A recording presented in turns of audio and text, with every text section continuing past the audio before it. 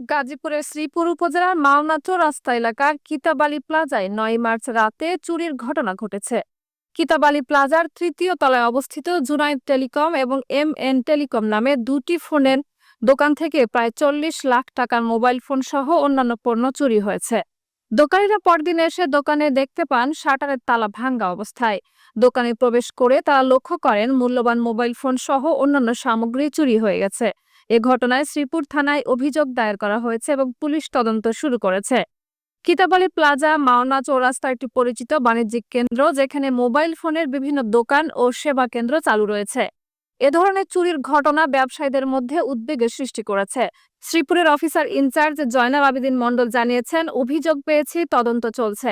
দ্রুততম সময়ে অপরাধীদের শনাক্ত করে আইনের আওতায় আনা হবে। গতকাল রাত্রে আনুমানিক 11টার দিকে দোকান বন্ধ করে আমি বাসায় যাই। বাসায় যাওয়ার পর সকালবেলা মার্কেট থেকে ফোন আসে যে আমার পাশের দোকানে চুরি হয়েছে। তৎক্ষণাৎ আমি বাসা থেকে দোকানে আসি। আসার পরে দেখতে পাই যে আমার দোকানেও চুরি হয়েছে। কারণ চোর আমার দোকানের তালাটা কাইটে তারা আবার নতুন একটা তালা লাগাই দিয়ে গেছে। তো আমি আসার পরে অন্যান্য শাটারগুলো খুলে দেখলাম যে ভিতরে সব এলোমেলো। দোকানের যা স্টক ছিল সবকিছুই চুরে নিয়ে গেছে, বিশেষ করে স্মার্টফোন।